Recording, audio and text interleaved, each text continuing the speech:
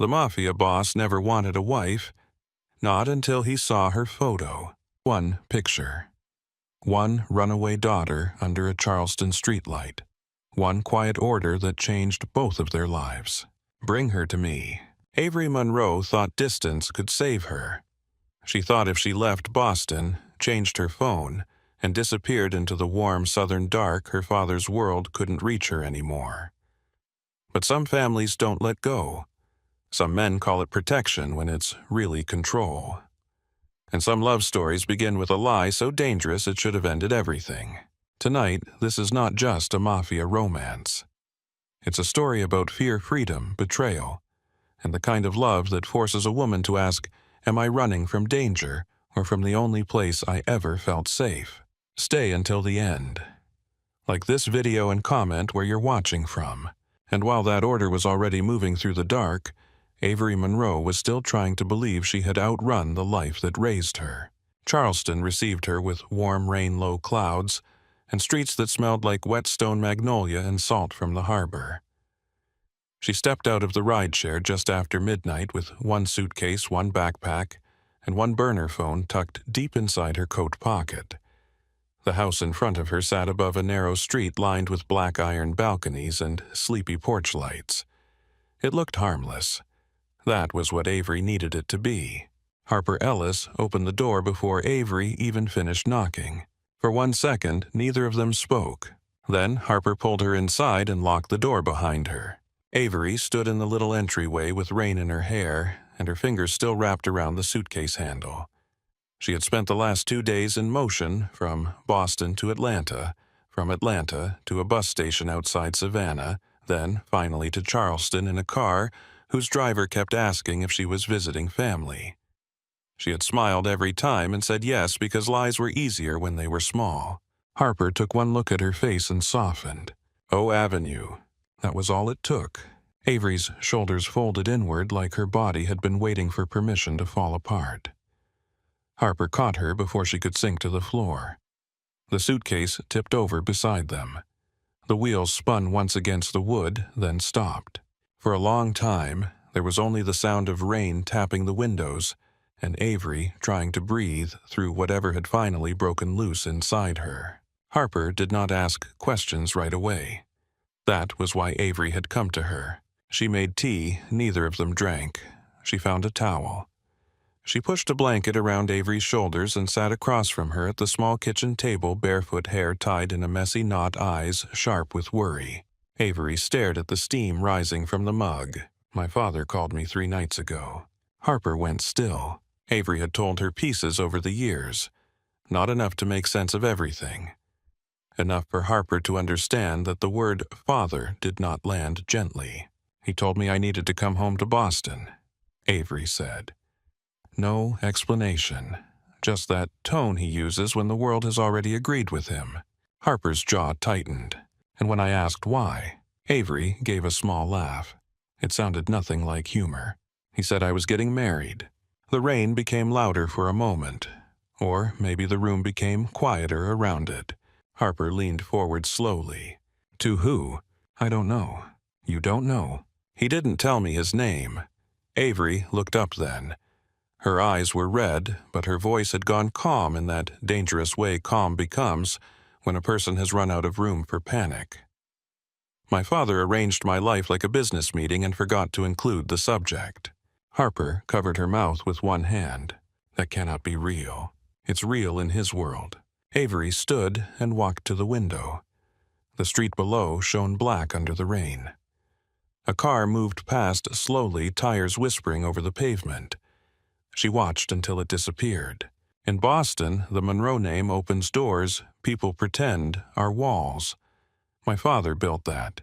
He built it with money, fear, favors, and blood. No one ever talks about at dinner. She pressed 2 fingers to the glass. When I was 14, my mother sent me away to school. She told everyone it was for my education. It wasn't. She was putting distance between me and him. Harper's face softened. You never said it like that before. I didn't know how. Avery turned back. Or maybe I knew if I said it out loud, I'd have to admit I was still scared. Harper got up and crossed the kitchen. She took Avery's hand. You can stay here as long as you need. Avery squeezed once, then let go. He'll look. Let him look. He'll send people. Then we stay smart. Avery almost smiled, almost. I changed phones. Paid cash. Left my real cards in San Francisco. I took a bus for part of it just to make the trail ugly. Good. My mother left me an account. Avery swallowed. Private. Untouched. I used to think it was dramatic, like one of those warnings mothers give because they worry too much. What did she say? Avery looked toward the rain again. Always keep something no man knows about. Not because you plan to run, because one day you may need to choose. Harper did not speak for a moment. Then she said very softly, "Your mom knew." Avery closed her eyes. Yes. Across the street, beneath the shadow of a closed antique shop, a man sat inside a parked sedan with the engine off. Rain ran in thin lines down the windshield. He had been there for 20 minutes, long enough to watch the second-floor light come on, long enough to see the outline of two women pass behind the curtains. He lifted his phone and sent a message. "She is inside." Friend confirmed. 3 states away. Roman Maddox read the message in the back seat of a black car idling outside a private airfield. He did not smile. He looked at the photo again. Avery, under the Charleston streetlight paper grocery bag in her arms, hair loose around her face. One shoulder turned like she had sensed the lens without seeing it. The driver asked if they were going to the hotel. Roman slid the phone into his jacket. Number. The driver waited. Roman looked out at the wet runway. "Take me into the city." For 6 days, Avery lived inside Harper's apartment like a ghost that knew how to code. She set up her laptop at the kitchen table and applied for every cybersecurity job within 50 miles. She checked her burner phone every hour. She kept the curtains half closed. She memorized the sounds of the building, the old pipes, the neighbor's dog, the delivery guy who knocked too loudly on the wrong door every afternoon. By the 3rd day, she had reorganized Harper's pantry. By the 4th, she had labeled the spice jars. By the 5th, Harper found her sorting batteries by expiration date. "No," Harper said from the doorway. Avery looked up. "No, what?" "No to whatever survival spiral this is. I'm being useful. You alphabetized my tea. It was chaos. It was tea." Avery went back to the drawer. Harper crossed the room and closed it with her hip. "We are going out tonight." Avery stared at her. "Absolutely not." "Absolutely yes." "Harper, you have not seen anything but this apartment and the corner grocery in almost a week. You flinch when a truck parks outside. You refresh your email like your inbox is going to rescue you." Harper pointed toward the bedroom. "Put on something that is not gray and haunted." "I'm not in the mood." "You don't need a mood, you need noise." Avery opened her mouth, but Harper lifted a finger. "And before you tell me, it is dangerous. Everything is dangerous right now. At least, this version has music." That was how Avery ended up in a waterfront lounge near the marina, wearing a black slip dress borrowed from Harper and a jacket she refused to take off.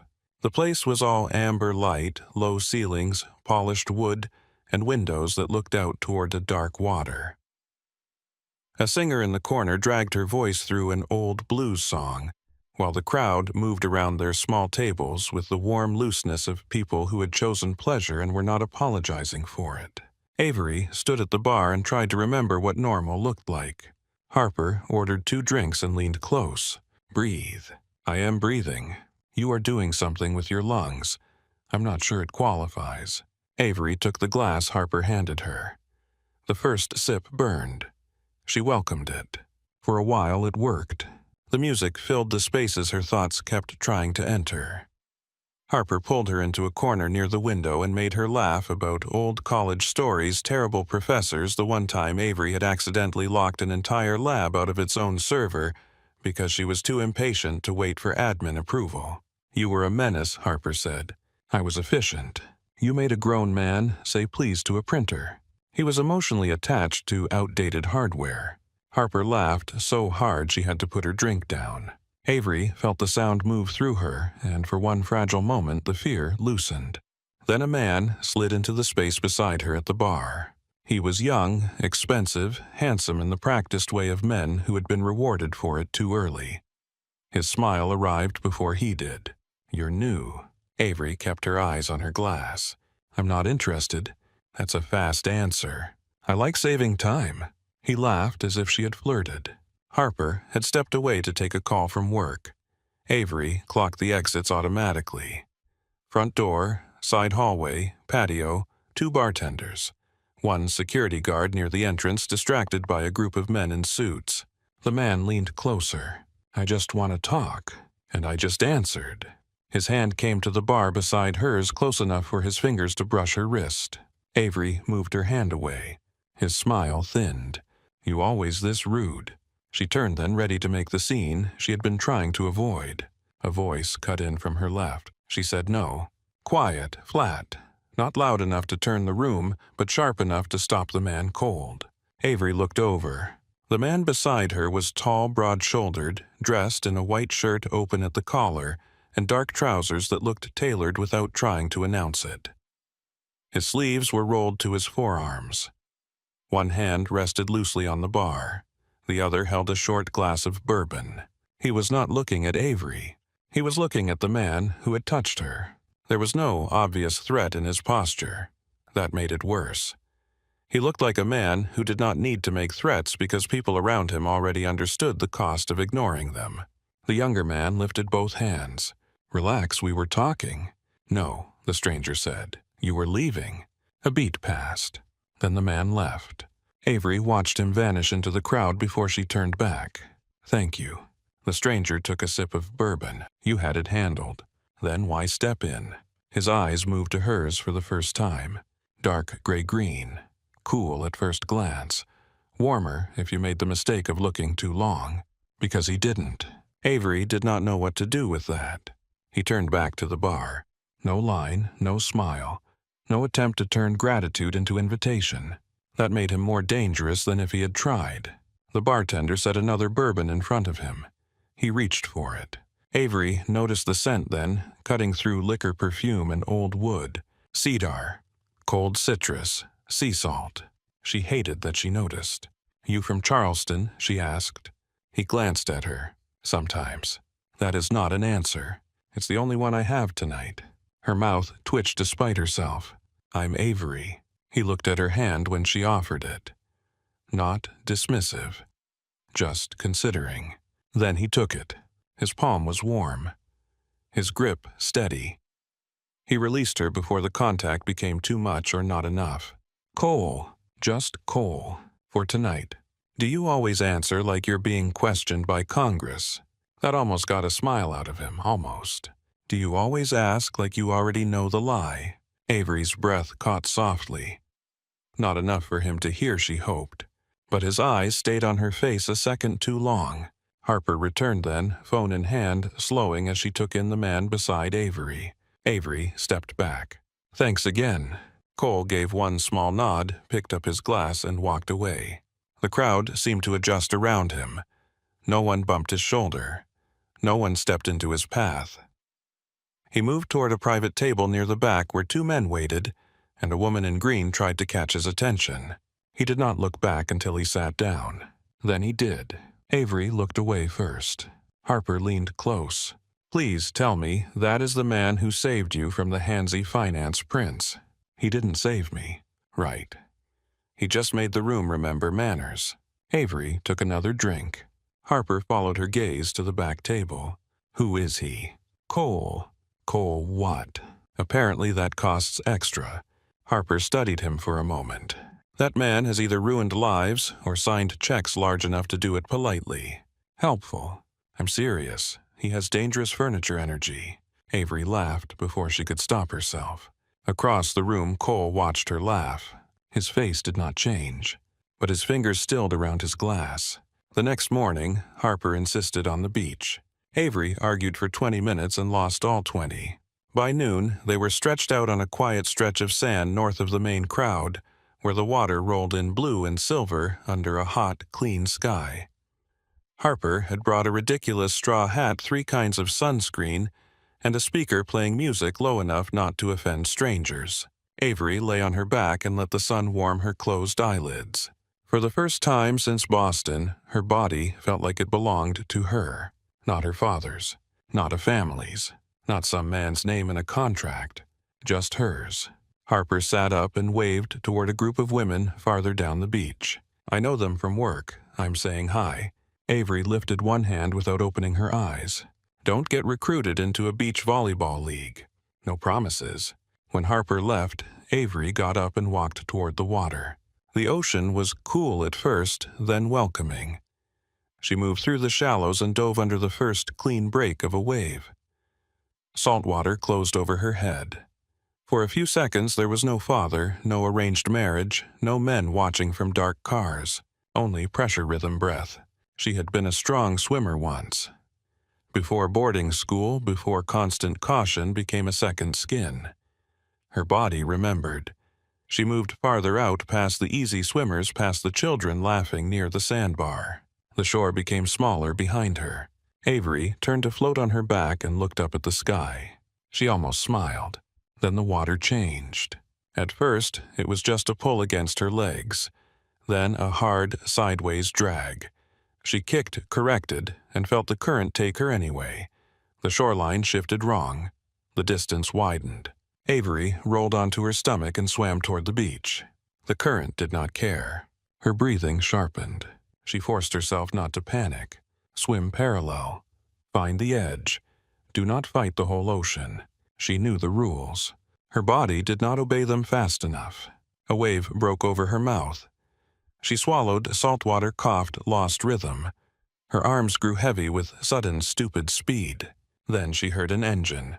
A wooden speedboat cut across the water, turning cleanly toward her. Sun flashed against the windshield. The bow dropped as the boat slowed beside her. An arm reached down. "Give me your hand." She knew that voice. Avery grabbed him. Cole pulled her out of the water like she weighed nothing. She landed hard against the deck, coughing hair in her face, lungs burning. For a few seconds she could not do anything but breathe. Cole crouched beside her, one hand at her back. "Easy." She coughed again. He handed her a towel. "You always run toward danger, or was today special?" Avery glared at him over the towel. "You always appear out of nowhere, only when someone makes it necessary." She tried to sit up too fast. The world tilted. His hand came to her shoulder, firm enough to stop her, careful enough not to scare her. Slow. "I'm fine." "You're shaking." "I'm angry." At the ocean. At your tone. That time he did smile. Briefly. It changed his face in a way Avery wished she had not seen. He sat back near the helm, still watching her. "Rip current. You were handling it until you swallowed water. I know how to swim. I noticed." She pulled the towel tighter around herself. The boat rocked gently beneath them. The shoreline sat at a distance, bright with umbrellas and movement. Harper was somewhere on that beach, probably losing her mind. Avery pushed damp hair out of her face. "What were you doing out here?" "Boating." "That is suspiciously convenient. Most rescues are from the rescued person's perspective." She narrowed her eyes. "You practice sounding impossible, don't you?" "Number. So it's natural." He leaned back, looking almost amused. "What were you doing that far out?" Trying to remember what freedom felt like. The sentence came out before she could stop it. Cole did not answer right away. The quiet stretched, but not awkwardly. He let the words exist without grabbing them. Finally he said, and Avery looked toward shore. "It has a strong current." His eyes stayed on her profile. "That it does." He started the boat and turned it toward the marina, not the crowded beach. Avery noticed. "My friend is on the beach. I know." She looked at him quickly. He nodded toward the shoreline. "She's the one in the straw hat waving both arms like she's signaling aircraft." Avery followed his gaze. Harper was indeed near the waterline, frantic. Avery almost laughed, then coughed again. Cole slowed the boat near the shallows. Harper splashed toward them before he dropped anchor. Avery Monroe. "I swear on everything." Wholly, I looked away for 10 minutes. "I'm okay." "You were in a boat with a stranger." Cole stepped into the water, waist deep, holding the side steady. Avery looked down at him. "Technically, we've met." Harper stared at Cole, then Avery, then Cole again. "Oh." Avery caught the tone and pointed at her. Don't. Harper lifted her hands. I said nothing. Cole held out his hand to Avery. She hesitated only long enough to pretend she had a choice, then took it. He lifted her down into the water.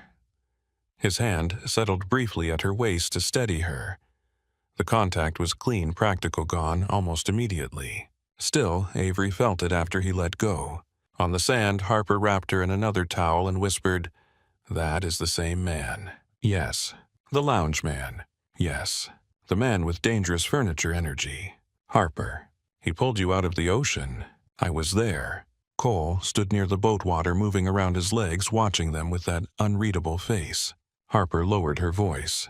He looks at you like he already knows something. Avery looked back at him. Cole did not look away. That evening, Avery found herself thinking about him while pretending not to. She sat at Harper's kitchen table laptop, open hair still damp from her second shower job listings glowing on the screen. Harper cooked pasta and hummed under her breath. The apartment smelled like garlic basil and rain coming in through the cracked window. A message appeared on Avery's burner phone. No name. Dinner tonight, 7:30. I'll pick you up. Avery stared at it. Harper looked over from the stove. Your face just did something. No, it didn't. It absolutely did. Avery turned the phone around. Harper read it, then pressed both hands to her chest. Oh good, the ocean man has initiative. I didn't give him my number. Harper's smile faded slightly. That is less cute.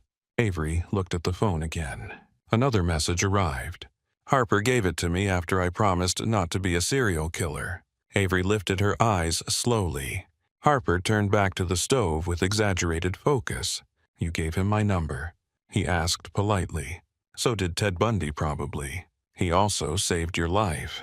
That is not a dating credential. It's at least a reference.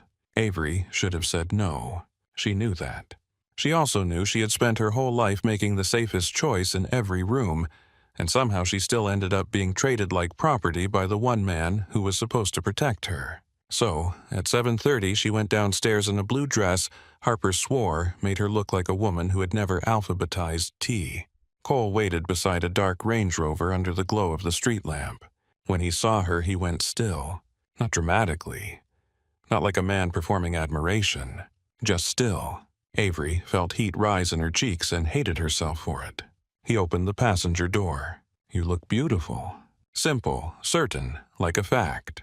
Thank you. She got in before her face gave her away. The restaurant sat near the water, tucked behind an old brick building with no sign out front. Inside, it was candlelit and quiet with white tablecloths and windows open to the harbor breeze. Cole ordered like a man, known by the staff. Avery noticed but did not ask. For the first 10 minutes, conversation stayed safe. Charleston. Weather. Food. The absurdity of Harper's straw hat. Then Cole asked, "What do you do when you're not nearly drowning?" Avery set down her fork. "Cybersecurity." His brows lifted slightly. "Interesting. Most people say complicated. Most people are intimidated by things they can't see." She studied him. "That sounds like experience." "Maybe. I build security architecture," she said. "Mostly human error vulnerabilities. Weak passwords. Bad permissions. People clicking links because they're tired or lonely or curious. People are always the breach." "Exactly." Cole leaned back, eyes on her. "And you like finding the weakness before someone else does." Avery looked down at her wine. "I like knowing where the danger can get in." The words settled between them. Cole's voice softened just slightly. "Does that come from work, Avery?" She knew what he was really asking. Her fingers tightened around the stem of the glass. "I don't like talking about my family." "Then we won't." No pressure, no disappointment. No wounded male ego demanding access because he had listened for 20 minutes. Just acceptance. Avery looked at him, then really looked.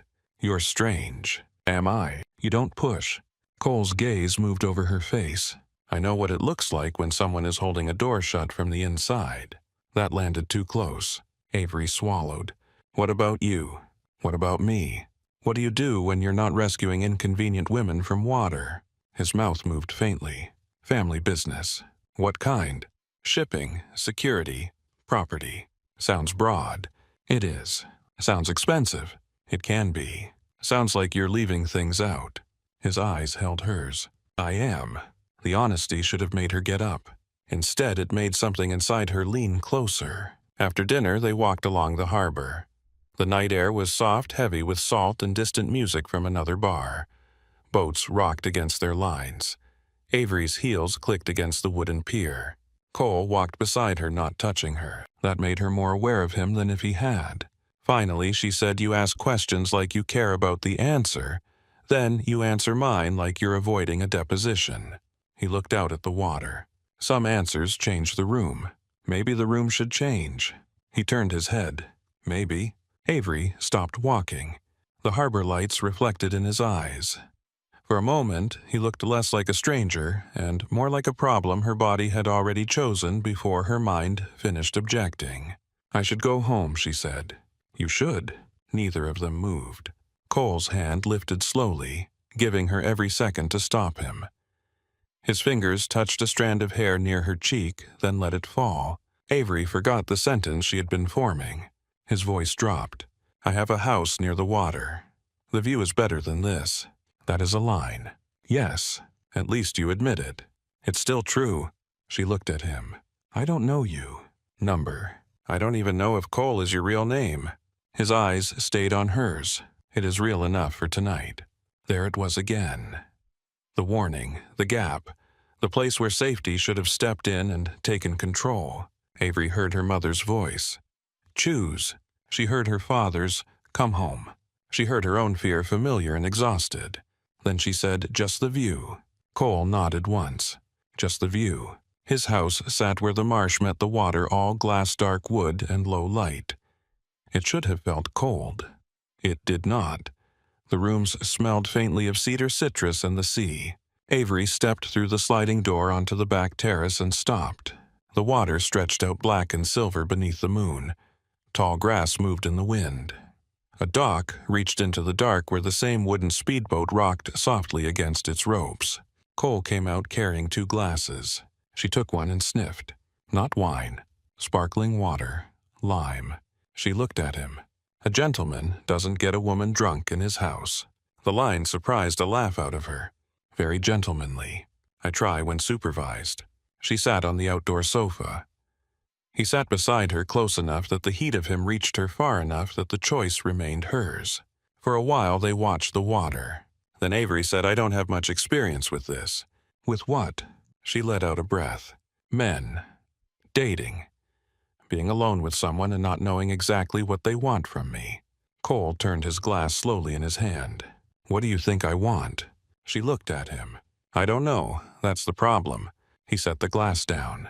"I want to know what makes you look at exits before you sit down. I want to know why you talk about security like it's a religion. I want to know why a woman as smart as you thinks freedom has to mean being alone." Avery's throat tightened. "That's a lot." "I know.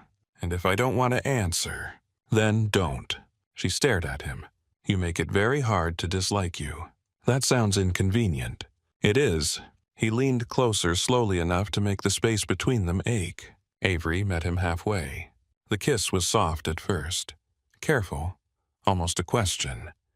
Then his hand came to her jaw and something in her that had been locked for years opened so fast it frightened her. She pulled back first. Her breathing had changed. Cole did not chase her mouth. He rested his forehead near hers, not touching. "You're safe." The words hit some hidden place she had not meant to show him. She closed her eyes. "I don't know what that means anymore." His hand moved to the back of her head, fingers gentle in her hair. "Then stay until it does." She should have gone home. Instead, later she lay beside him in the dark, fully clothed, beneath a soft blanket, the glass wall showing the water beyond. He lay on his back, one arm under his head, not touching her. Avery turned toward him. "You're really not going to try anything?" "Number." "Why?" His answer came quietly, because trust given too fast usually breaks. She watched his profile in the dark. "My father is dangerous." Cole did not move. "I figured. If he finds me, anyone near me could get hurt. Then I'll stand closer." Avery let out a fragile laugh. "That is not a reasonable answer." Number. But you said it like one. His head turned toward her. In the dark, his eyes looked almost black. Sleep, Avery. Somehow she did. No nightmares. No waking to check locks. No dreams of Boston doors closing behind her. Just the sound of water against the dock and the steady breathing of a man she did not understand. Morning came warm and gold through the glass. Avery woke to an empty space beside her and the smell of coffee. For a second, she did not remember where she was. Then she did all at once and pressed both hands over her face. She had slept in a stranger's house. A dangerously calm, suspiciously wealthy, impossibly attractive stranger's house. Fully clothed, yes. Still. She sat up.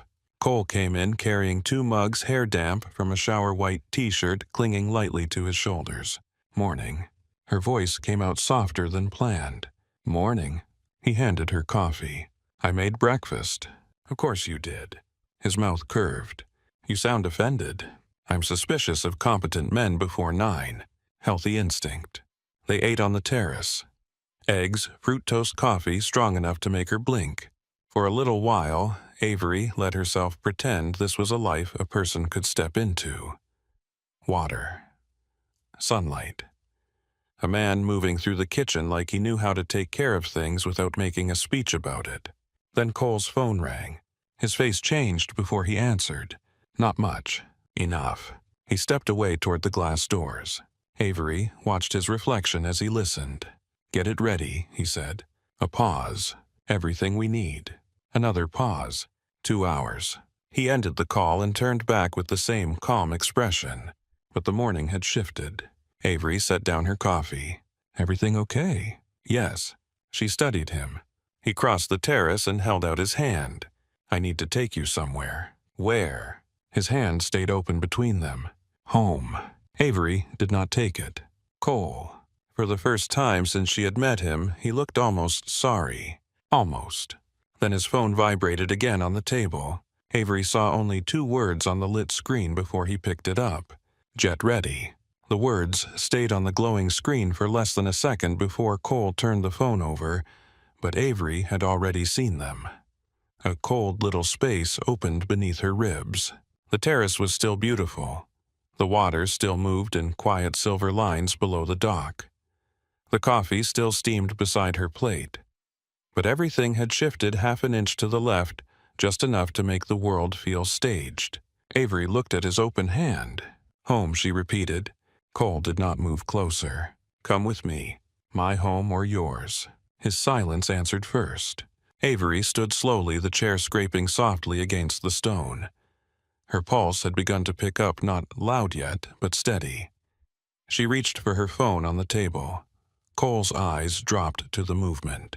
She noticed. Her fingers closed around it anyway. I need to call Harper. You can call her from the car. No. Avery slipped the phone into her pocket. I'll call her now. Cole's expression did not change, but something in the air around him hardened. Avery. The way he said her name was low and careful. It should have calmed her. Instead, it made every instinct she had sharpen. Who are you? His eyes held hers. You know me. No, I know the version who drinks bourbon, saves women from rip currents, and answers questions like, every truth has a price. Her voice stayed even, but her hands were cold. I'm asking who you are. He looked toward the water once as if the answer might be waiting there. Then he said, my full name is Roman Cole Maddox. Avery did not blink. For a moment, there was no sound but the water under the dock. Roman Cole Maddox. The name moved through her like a blade turning slowly. Chicago. Shipping. Security. Old blood. New money. The Maddox family. The man her father had chosen before she ever knew there was a choice to lose. Her throat tightened, but her voice came out flat. You. Roman watched her carefully. Yes. She took one step back. You were the man. Avery. You were the man my father arranged for me to marry. His jaw shifted once. Yes. The word hit harder than any explanation could have. She laughed, once small and empty, then looked around the terrace as if the furniture had betrayed her too. The water, the breakfast, the soft blanket from last night, the coffee he had placed in her hands. All of it rearranged itself into evidence. How long did you know? Roman did not answer fast enough. Avery nodded. Before the lounge. His silence became a confession. Her eyes burned. She hated that. She hated him for being here to see it. You knew who I was when you touched me. I knew your name. You knew my father was hunting me. Yes, you knew I was running from you. Roman stepped forward. I knew you were running from a life you never chose. That life had your name attached to it. He stopped. Avery's voice cracked then just slightly, and she hated that too. You slept beside me. I didn't take anything from you. You took the truth. He looked struck by that. Not dramatically. Roman Maddox did not perform pain. It passed behind his eyes and disappeared somewhere deeper. I was going to tell you. When before or after the jet, his phone vibrated again on the table. Neither of them looked at it. Avery backed toward the glass doors. I'm leaving. Number. The word was quiet, absolute. Her mouth parted. Number. Roman's eyes stayed on her face. You're not safe in Charleston. I was not safe because you were watching me. Your father had men looking too. Then let them find me. At least I know what kind of monster he is. That landed. For the first time, anger moved through Roman's expression. You think that makes him safer? I think you don't get to decide where I go. I decided when I saw the risk around you. No, she pointed at him with a trembling hand. You decided when you saw a photo and thought I was something you could collect. His face went still. Avery saw the truth of the sentence land. Maybe not all of it. Enough. He moved toward the door. There is a car outside. I'm not getting in it. You are. Try making me. He turned back then, and the man standing in the morning light was not Cole from the lounge, not the quiet stranger who had handed her sparkling water, not the patient body beside hers in the dark. This was Roman Maddox. His voice lowered. If I have to choose between your anger and your safety, I will live with your anger. Avery stared at him. You sound exactly like my father. For 1 second, Roman looked like she had slapped him. Then the mask came down. He walked past her, opened the glass door, and called to someone inside. A man in a dark suit appeared at once. Avery's stomach dropped. Of course, there were men. Of course, there had always been men. Roman looked at her again. You can walk to the car with me, or he can carry your bag, and I can carry you. I'd rather not make this worse. Avery's laugh came out wet and sharp. You already did. She walked ahead of him because she refused to be dragged. She did not look back at the house. She did not give herself one last glance at the terrace where she had almost believed in safety. Outside, a black SUV waited beneath the live oaks. The driver opened the door. Avery stopped beside it. My things. Taken care of. My suitcase is at Harper's. Already collected. Her head turned slowly. You went into Harper's apartment. My people did. She knows you're going to Chicago. Avery looked at him as if she had never seen him before. You took my life apart while I was sleeping. Roman's voice remained controlled, but the edge under it showed. I put it within reach. No, you put it within yours. She climbed into the SUV before he could touch her. Roman got in beside her. The privacy partition slid up before the car moved. Avery sat close to the door, both hands folded tightly in her lap. The city passed in fragments outside the tinted window. Bright porches, moss in the trees, sun on brick. Charleston had looked soft yesterday. Now it looked like a place she had only borrowed. Roman tried once. Avery, don't. I did not come to Charleston intending to make you care about me. She kept her eyes on the window. That must be very comforting for you. His hands rested on his knees, still and open. I came to see whether this arrangement had any value beyond business. Your father offered you like a contract. I wanted to know the woman before I agreed to anything.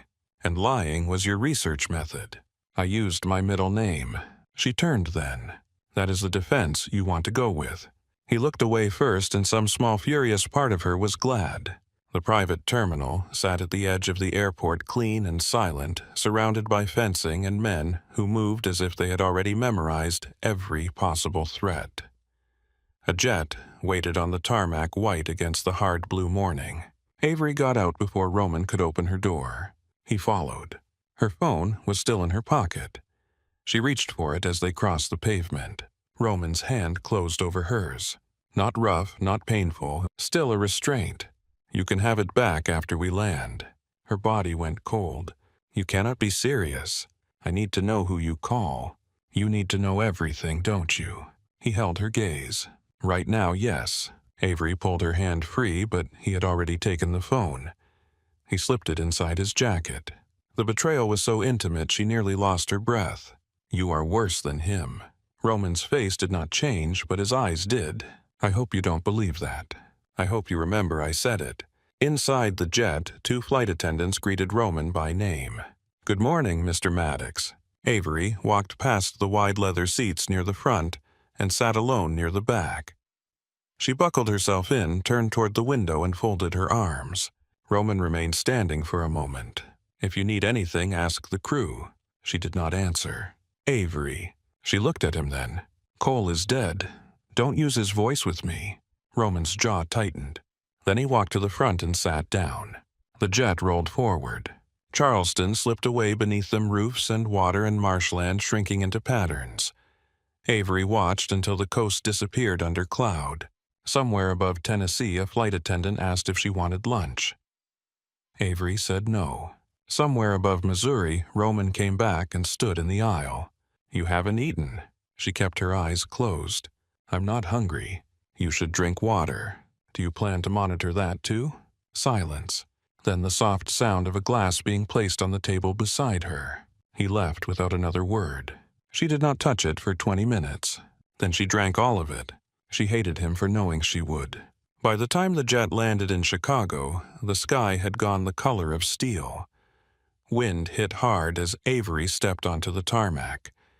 It smelled different from Charleston. Colder. Sharper. Smoke Lake, air jet fuel, distant rain. 2 cars waited. Roman guided her toward the first one without touching her. She noticed that. She wished she had not. The drive to the Maddox estate took them away from the city lights and into a neighborhood of iron gates, old trees, and houses set far back from the road. The estate rose at the end of a long drive, stone and glass and black metal. Beautiful in the way a fortress can be beautiful if you are not the one locked inside it. Avery looked at the house. "This is where I'm supposed to feel safe." Roman answered quietly. "This is where no one reaches you without going through me." She turned to him. "You still don't hear yourself." The front door opened before they reached it. A woman in her early 60s stood in the entry, elegant, dark-haired, wrapped in composure that felt warmer than the house. Her eyes went first to Roman, then to Avery. Her expression softened. "Avery." Roman said, "My mother, Vivian Maddox." Vivian stepped forward not too fast. "You've had a long day, sweetheart." The kindness almost undid her. Avery stiffened against it. "Mrs. Maddox." "Vivian, please?" Before Avery could answer, heels clicked across the foyer. A woman in her late 20s appeared from the hall, sleek, sharp-eyed, with black hair, pulled back and a gaze that made no effort to be polite. Sloane Roman said, "My sister." Sloane looked Avery over slowly. "So this is the runaway bride." Avery smiled. "And you must be the welcoming committee." Sloane's brows lifted. Roman's mouth twitched once before he controlled it. Vivian gave her daughter a look. "Sloane." "What I said, bride. That was generous." Avery turned to Roman. "I'd like my phone. Number." Sloane's eyes brightened with interest. Avery smiled at her again. "Don't get excited. This is not a family bonding moment." This time Roman did smile, barely. Avery hated that she saw it. He showed her upstairs himself. The bedroom prepared for her was large and quiet, with pale walls, dark furniture, and windows looking over a garden stripped by late autumn. Her suitcase stood beside the wardrobe. Her backpack sat on the chair. Everything placed, everything arranged. Avery, across the room, opened the suitcase and saw her clothes folded inside. Someone else's hands had touched every private thing she owned. She closed the lid softly. Roman stood near the door. "There is a bathroom through there. My room is next door." Avery noticed the second door along the wall. "Of course it is." It locks from your side. How generous. His patience thinned. She saw it in his shoulders. You can hate me tonight. Thank you for scheduling that. But tomorrow, you meet my mother properly. Then we discuss the wedding. Avery turned. There is no wedding. Roman looked at her for a long moment. Then he crossed the room.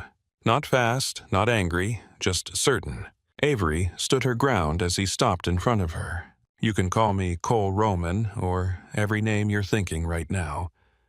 But the world outside this room knows you are my fiancé. Your father knows. My enemies know. The men looking for weakness know. I am not your weakness. His eyes dropped to her mouth, then returned to her eyes. No, he said softly. That is the problem. The room went quiet. Avery hated how the air changed. She hated how her body remembered the terrace, the dark, the weight of his arm not touching her because he had promised not to. She lifted her chin. You lied. Yes. You took me. Yes.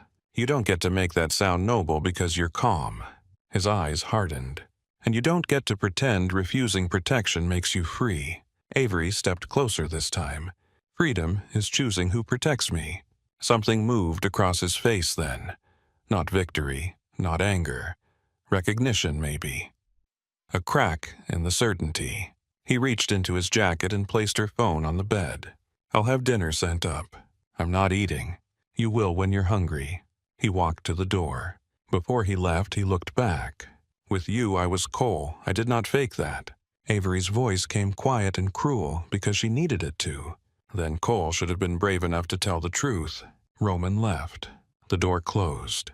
Avery stood still until his footsteps faded. Then she sat on the bed, picked up her phone, and called Harper. Harper answered on the first ring.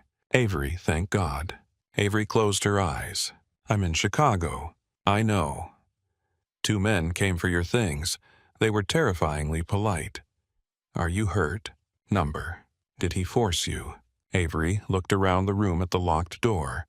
The folded clothes, the phone now returned like a privilege. Yes, she said. Just not in the way that leaves bruises. Harper went quiet. Then I'm coming. Number. Yes. Harper. You think I'm letting you get Mafia married without backup? Avery laughed despite herself. It broke halfway through. I don't know what I'm doing. Good. That means you're still you. Avery wiped under one eye with the heel of her hand. I hate him. Do you? Avery did not answer. Harper's voice softened. Oh, Avenue. Don't. Okay. Avery looked toward the dark window. I need you here. I'll book a flight. Use the card I'm about to send you. What card? Avery glanced at the black card on the nightstand. No name, no limit. Roman's quiet arrogance in matte plastic form. The one my future husband left like an apology with interest. Harper made a sound that was almost a laugh. That poor man has no idea what you can do with spite and available credit. For the first time all day, Avery smiled. Not yet. The next morning, Avery came downstairs in jeans, a white sweater, and a face arranged into calm. Vivian was in the breakfast room with coffee and the morning paper. Sloane was at the far end of the table, scrolling through her phone. Roman stood near the window, already dressed in a dark suit, speaking quietly into his cell. When Avery entered, he stopped mid-sentence. His eyes moved over her, once quick but thorough, as if checking for damage. She looked away before that could mean anything. Vivian smiled. Good morning. Avery sat beside her. Good morning. Sloane did not look up. I expected more screaming. Avery reached for coffee. It's early. Roman ended his call and came to the table. He placed one hand on the back of the chair beside Avery, but did not sit. I have business in the city. Congratulations. His mouth tightened. Tonight we'll talk. Avery looked up at him. I'm busy tonight. With what? Your card and my imagination. Sloane looked up now. Vivian hid a smile behind her cup. Roman leaned down slightly, his voice low enough for Avery only. Careful. Avery met his eyes. I was careful my whole life. Look where it got me. He held her gaze for a beat too long. Then his phone rang again. He looked at the screen. The change in him was instant. Clean, cold. Yes. A pause. His eyes went past Avery toward the window. When? Another pause. Keep eyes on Rourke. Nothing near the house. Nothing near her. Avery's fingers tightened around the coffee cup. Rourke. She had heard that name before. Not from Roman. From her father years ago, spoken behind a closed study door in Boston with a tone even Grant Monroe did not use lightly. Roman ended the call. Avery looked at him. Who is Rourke? His face smoothed over. No one you need to worry about. There it was again. The locked door. The room she was not allowed to enter. Avery set down her cup very carefully. Roman. It was the first time she had used his name without anger wrapped around it. He noticed. So did she. His expression softened by a fraction. Avery. Before either of them could say more, a woman's voice carried from the foyer. Roman Maddox, you impossible man. Avery turned. A blonde woman swept into the room in a cream coat, all polished hair, red mouth, and confidence that had never been denied entry anywhere. She crossed straight to Roman and touched his tie as if correcting it was a habit. There, better. Roman took her wrist gently and lowered her hand. Blair. The woman smiled. Sloane stood suddenly too pleased. Blair, perfect timing. Avery watched Roman's hand release the woman's wrist, watched the familiarity, watched Blair look at him like she had been waiting years for someone else's mistake. Roman turned back toward Avery, but something inside her had already shut. He saw it happen. Avery. She stood. I hope your business in the city goes well. Avery. But she was already walking out of the breakfast room. Behind her, Roman's phone rang again. His voice followed her into the hall, low and hard. Tell me exactly what Victor Rourke is moving and why Grant Monroe's name is on the call sheet. Avery stopped. The house seemed to go silent around her. Grant Monroe. Victor Rourke. Roman Maddox. The names locked together inside her mind with a sound she could almost hear. She kept walking before anyone saw her face.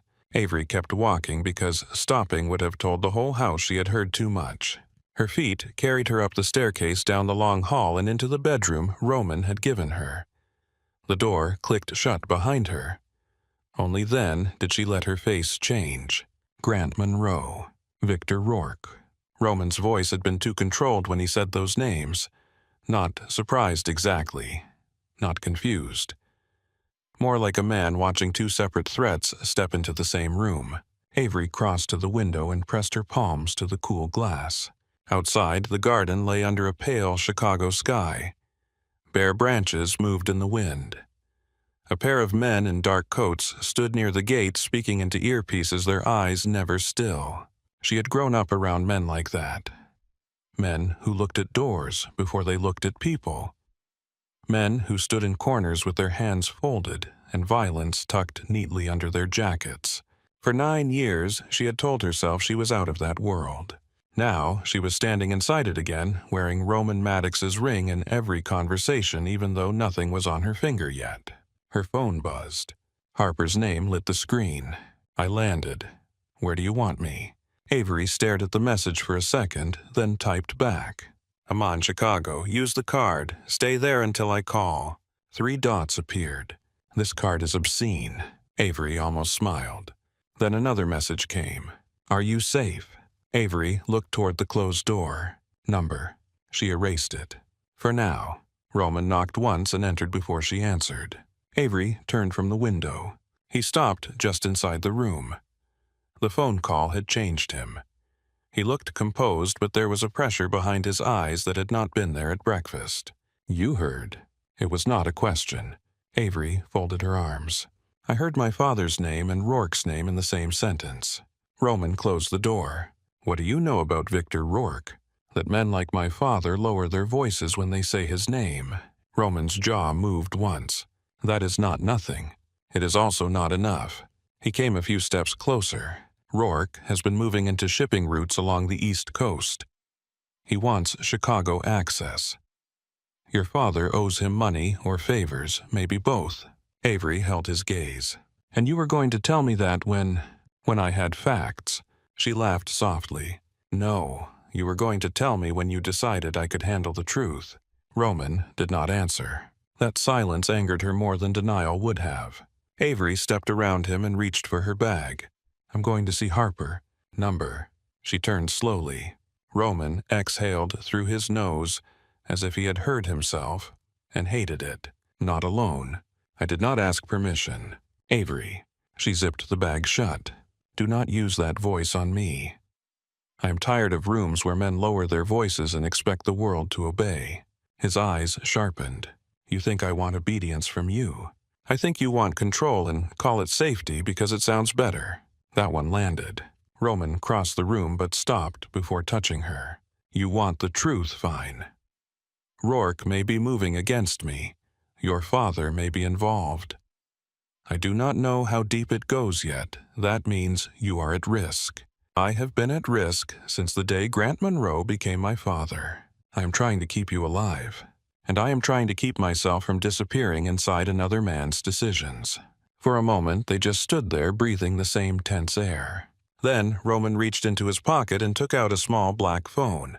Take this, encrypted. My number is the only one programmed in. Avery looked at it but did not take it. I have a phone. Take it anyway. Is it tracked? His pause was tiny. Avery's smile was humorless. At least you are consistent. Roman's expression tightened. It can be tracked if you call me from it. Then keep it. She grabbed her coat. Roman stood between her and the door. Avery looked up at him. Move. His eyes searched her face.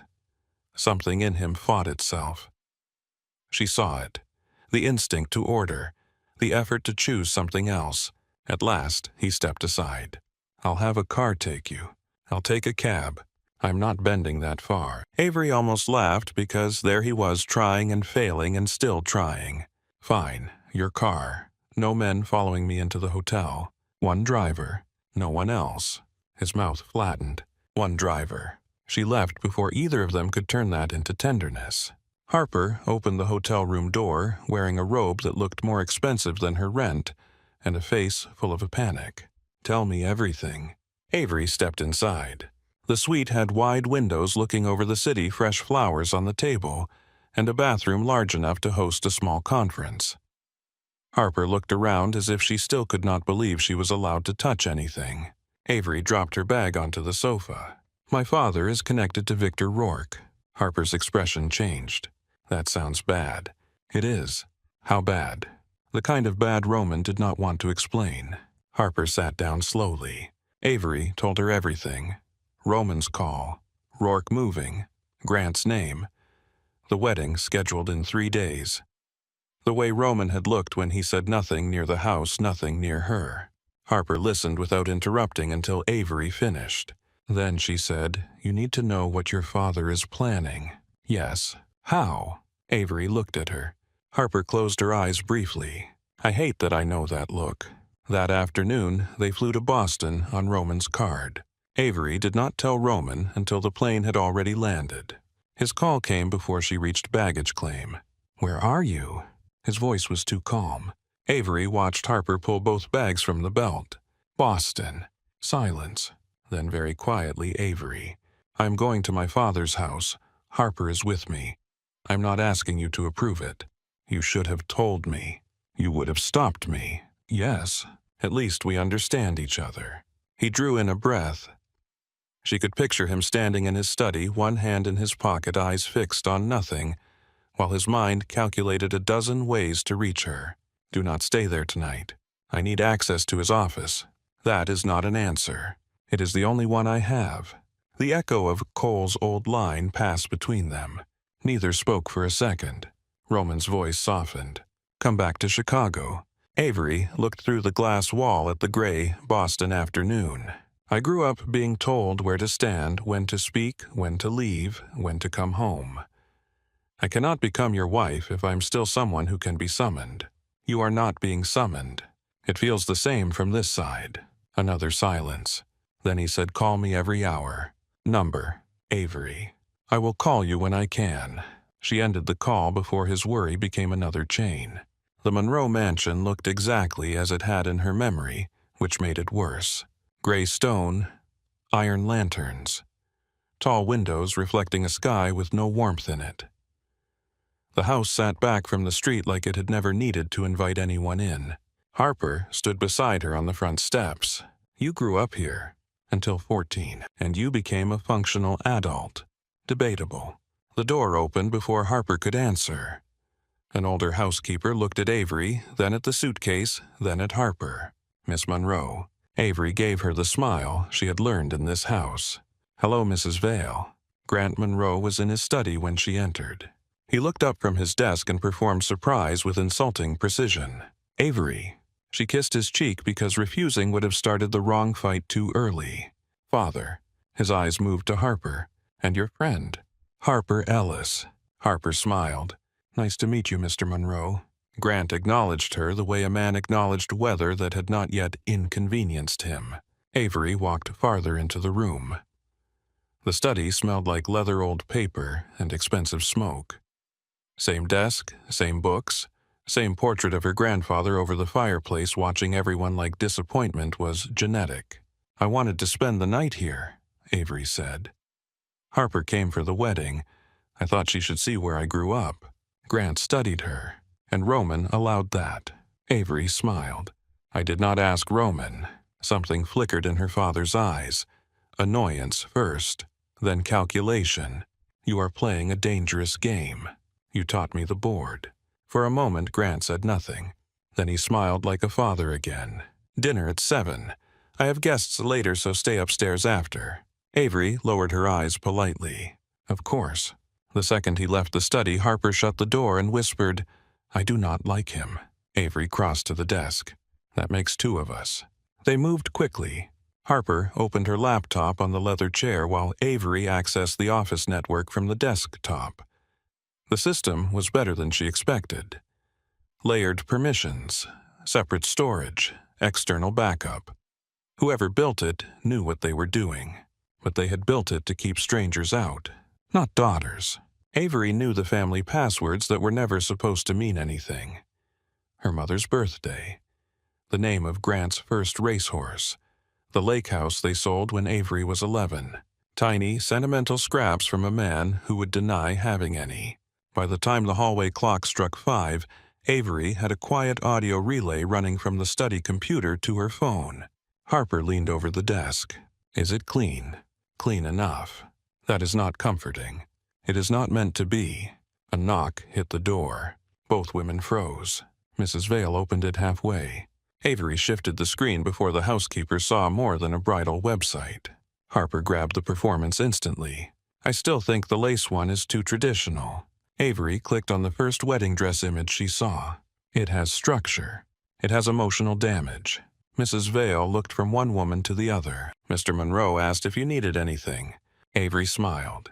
No, thank you. We are just looking at dresses. The housekeeper's eyes lingered on the laptop. Then she left. Harper sagged into the chair. I have never hated lace more. Avery's phone showed a small green dot. The relay was live. They went upstairs before dinner and stayed there. At 7:30, men's voices entered the study through Avery's phone speaker in broken fragments. Chairs shifted. Glass touched wood. Grant's voice appeared first smooth and controlled, then another voice, lower, older, patient in a way that made Avery's skin crawl. Roman Maddox has grown sentimental. Grant answered sentiment makes men careless. Avery sat frozen on her childhood bed. Harper moved closer. The older voice continued. The wedding gives us every advantage. Cameras on the bride. Security watching guests. Maddox standing where everyone expects him to stand. Avery's fingers tightened around the phone. Harper whispered, "Oh my God." Grant said, "Your men handle Maddox, mine handle the exit." And the girl. There was a pause. Avery stopped breathing. Grant's voice came back quieter. "My daughter will not be harmed." The older man gave a soft laugh. "You still say that like she belongs to you." "She does." Avery closed her eyes. The older man said after the dust settles she will need protection. A Monroe widow tied to the Maddox name even briefly has value. Grant did not object. He only said, "We can discuss that after Roman is gone." Harper put a hand over her mouth. The older voice warmed with satisfaction. "Good. Then Boston clears its debt. Chicago fractures. Rourke takes the roots. You keep your name alive." Avery set the phone carefully on the bed before she crushed it in her hand. Her father had not arranged a rescue. He had arranged a murder. And after Roman, another cage. Harper whispered Avery. Avery stood. Her legs felt strangely steady. I need his files. Avenue. I need everything. By 2 in the morning, the mansion had gone quiet. Avery sat in Grant's study with the laptop open, the only light coming from the screen. Harper stood near the door, listening for footsteps. Avery broke through the financial archive just after 3. Shell companies, wire transfers, port contracts, Rourke names hidden inside initials and consulting fees, Grant's debt woven through false invoices and coded agreements. There was enough to ruin him. There was enough to bury Rourke.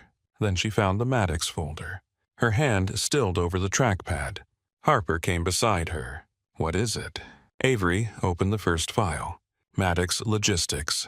Old shipments. Names attached to men Roman had inherited, not yet cut loose. Not clean. Not innocent.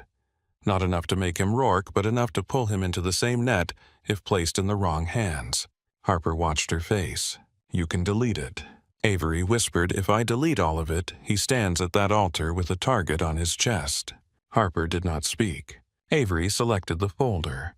Most of the files vanished into a secure wipe. One remained. A narrow document. Enough to bring questions. Not enough to hold him. Her eyes burned. I need him away from the altar. Harper's voice was soft. And away from you. Avery did not answer. By dawn, the files were gathered in an encrypted archive and sent through an anonymous channel to a federal prosecutor's office that had been circling Rourke for years. Avery sat back in Grant's chair. Her hands were shaking now. Harper touched her shoulder. We need to leave. Avery nodded. They were halfway up the stairs when Grant's voice came from the foyer below. You were in my study. Avery stopped. Grant stood at the bottom of the staircase in his shirt-sleeves, phone in hand, face stripped clean of its polish. He looked older in the morning light. He also looked more dangerous. Harper moved behind Avery. Grant's eyes stayed on his daughter. What did you take? Avery descended 1 step. Her voice came out calm. What you taught me to look for. His jaw tightened. You stupid girl. The words did not cut the way they once had. Avery came down another step. No, not anymore. Grant started toward the stairs, but the front door opened behind him. Roman walked in with 2 men at his back. His coat was dark with rain. His eyes went to Avery, first scanning her face, her hands, the space around her. Then he looked at Grant. The foyer changed. Grant's expression closed. Maddox. Roman did not greet him. I told you not to stay here, he said to Avery. She looked down at him from the stairs. I know. His eyes held hers a second longer than anger required. Then Grant said, take your fiancée and leave my house. Roman's gaze shifted back to him. Gladly. Grant laughed once. You have no idea what she has done. Roman looked at Avery again. She saw the question. She saw the fear under it. She came down the remaining stairs and stopped beside him. I know what he planned for the wedding, she said. Roman went completely still. Grant's face changed. Avery looked at her father. And I know what he planned for me after you were dead. The silence that followed had weight. Roman's hand found hers. Not to pull, not to claim. Just there. Avery let him hold it. Grant looked at their joined hands and understood something too late. Roman's voice came low and even. You will attend tomorrow. You will smile. You will not come near her. Grant's mouth twisted. You think this ends with vows? Avery looked at him. No, it ends with evidence. For the first time in her life, she saw her father afraid. Not much. Enough. Roman guided her out into the rain. Harper followed close behind. At the car, he opened the door for Avery, but did not make her get in. She stood facing him, rain gathering in her hair. You came for me. His expression was unreadable. You called once and hung up before I could answer. I did not mean to. I know. How? Roman reached into his coat and held up the black phone she had refused. You left it in the room. It was live for 3 seconds. I heard Grant say my name. Avery looked down. Roman stepped closer. What did you send? Her throat tightened. Enough. His jaw flexed. To who? Federal prosecutors. Rain moved between them, cold and steady. Roman's voice dropped. Was I in it? Avery looked up at him. He saw the answer before she spoke. One file. His face went still. Why? Because if they take you in for questioning, you are not standing at the altar when Rourke moves. For a moment, there was nothing human in his expression. Then pain crossed it fast and silent. And if I do not come back out, you will. You calculated that. I had to. Roman looked away toward the gray street. Avery's voice broke. I could not watch you die. His eyes returned to hers. But you could watch me be taken. Avery had no defense. Only the truth. I thought it was the only way I could save you and still leave. Roman absorbed that. The rain darkened his collar. Neither of them moved. Then he opened the car door wider. Get in. This time his voice was not an order. It was what was left after one. Avery got in. Roman sat beside her but did not touch her. As the car pulled away from the Monroe mansion, Avery looked out the window at the house that had taught her fear, then at the reflection of Roman beside her, silent and wounded and alive. Her phone buzzed in her lap. An unknown number. She opened the message. We received your materials. Maintain your planned location tomorrow. Do not interfere with federal action. Avery closed her hand around the phone. Roman saw her face. What is it? She turned toward the rain-streaked glass. The wedding is still happening. Avery read the message 3 times before the words settled into her bones. Maintain your planned location tomorrow. Do not interfere with federal action. Beside her, Roman said nothing. The car moved through Boston rain wipers, cutting the windshield in clean, rhythmic strokes. Harper sat in the front passenger seat, silent for once, her hands folded over her bag. Outside, the Monroe mansion disappeared behind black iron gates and wet hedges. Avery kept the phone in her lap. Roman had seen enough to know the message mattered. He had also heard enough to know she was still choosing how much of herself to give him. That was new. His silence was new. Usually, Roman Maddox filled silence with control. A question. An order. A solution. A hand at the small of her back guiding her before she had agreed to move. Now he sat beside her, with his hands resting loosely on his thighs, his jaw tight, his eyes fixed on the road ahead. The quiet did not feel peaceful. It felt like punishment neither of them had decided who deserved. Avery turned her head slightly. You're angry. His answer came after a long moment. Yes, she swallowed. With me. His eyes moved to her. With everyone. That's not an answer. It is the only one I can give without saying something I'll regret. Avery looked down at her phone. You asked me to trust you. I did. I did not know how. Roman's gaze stayed on her face, and for one dangerous second she thought he might soften. He did not.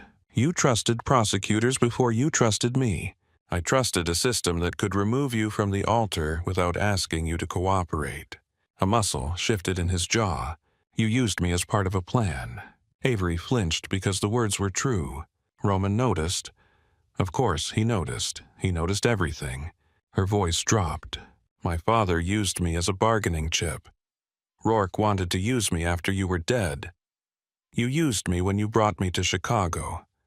I hated all of you for deciding where I belonged. She looked at him then. And then I did the same thing to you. Roman's face changed only slightly. Rain drew silver lines across the window beside him. Avery continued quieter. I am sorry. He looked away first. The car reached the airport. Roman's jet waited under gray morning light. No one spoke as they boarded. Harper sat near the front and pretended very hard to study her phone. Avery sat by the window. Roman sat across from her this time, not beside her. The flight back to Chicago felt longer than the first one. No forced closeness, no stolen phone, no locked partition, no fury sharp enough to hide behind. Only 2 people who had touched something real and wounded it with both hands. At some point, Roman stood and crossed to her. He placed a folded paper on the table. Avery looked at it. What is that? A list of names. Men on my security team I trust. Men I do not.